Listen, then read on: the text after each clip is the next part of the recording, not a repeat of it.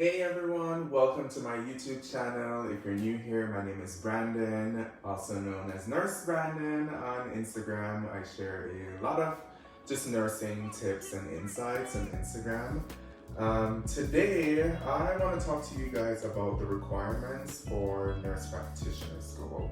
On Instagram, I did share that I applied, but I never really shared the application process fully because everything was so much happening at once. It was getting my travel contract going, then I applied for Nurse Practitioner School, I had the interview coming up, so now I'm able to sit down and really talk you guys through what was required in order to apply for a DNP program. So that's what we're going to talk about today. So I applied for the Doctor of Nursing Practice DNP program in Albuquerque, New Mexico. It's through the University of New Mexico. And just some general requirements. The first thing is that you need a bachelor's, or you have to be enrolled in a bachelor program and almost finish. That is one of the first requirements. Also, you have to be a practicing RN and you have to be practicing for a year minimum is the requirement. So 1 year as a nurse and having a bachelor's. You also need a 3.0 GPA. This is very important because now you have to go back to your different colleges. I went to 2 universities simultaneously, so I had to do 2 different transcript requests and then figure out my GPA based on that. But you need a 3.0 GPA in order to apply for a DNP program. Thank God I had a 3.5 GPA. It was actually a 3.45. I rounded to 3.5. So that's required, a 3.0 GPA. Also, you need 3 letters of recommendation. They did specify that it needs to be someone in that field, like a recommendation from a nurse practitioner, a recommendation from a fellow nurse, or a supervisor. So those are the 3 recommendations. To be completely honest, I had 1 attending, 1 resident. He was a fellow. So on 2 attendings, 1 fellow, and a lawyer and a teacher. Those were my recommendations for the DNP program, and yeah, it worked. And you're gonna also have to answer 3 essay questions. These essay questions were very, very in-depth, and I'm gonna go grab my laptop so I can pull those questions up so you can get an example of what it's like. I have my computer and I just pulled up the essay questions and my responses to these questions. So the first question I had to answer, it says, please describe your professional experiences with one health inequity experienced by individuals in your care and discuss how you could address this inequity in your practice as a DNP prepared advanced professional nurse to improve health outcomes. So with this, I talked about moving to America, having those socioeconomic status differences, having experiences with those. I also touched on my melanoma research. This is where I plug in that extra supplemental document, if that makes sense, to make my application a little bit better, hey, I published medical research. So this question is where I talked about the health inequity when it comes to skincare and melanoma in pigmented skin. So that was the first question. The second question was, it's right here, it says, please provide one example of an inequity improvement project, of a quality improvement project you would like to implement to improve the quality of care and include your rationale for this project. So this is where I talk about my nurse residency project. I talk about the occipital pressure injuries and wanting to implement turn charts for the occipital lobe for a neuroscience patients.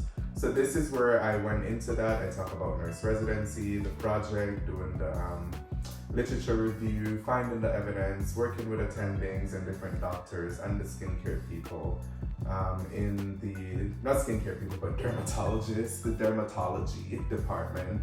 So this is where I talked about that. And the final question is, what ideals encourage a positive and healthy workplace? How do you plan to use these ideas for improving health outcome in the community? I think with this, I talk about like more communication, healthy work-life balance, working cohesively as a team. I'm saying communication again because it's a big deal.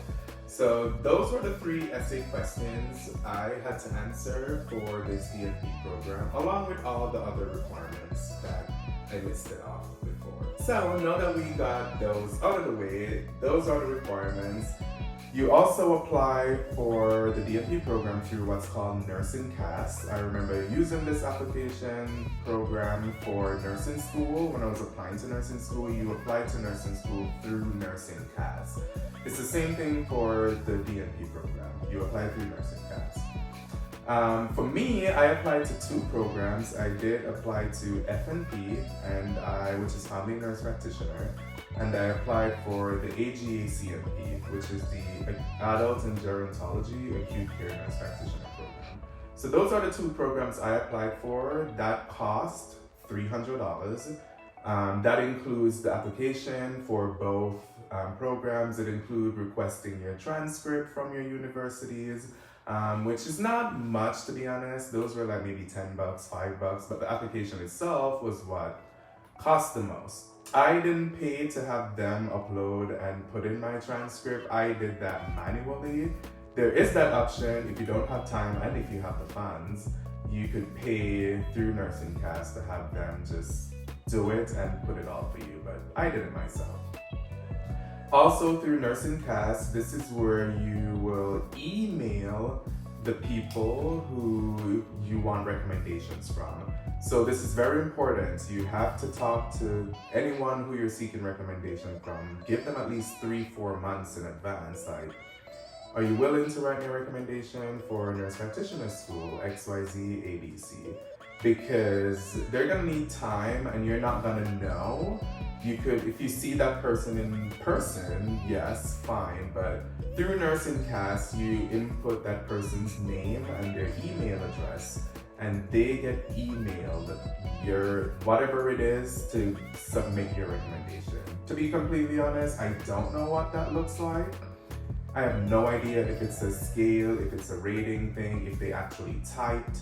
I do know I did get typed letters from people who I asked because they would send it to me personally and was like, hey, how does this look? I'm like, oh, this is nice, thank you.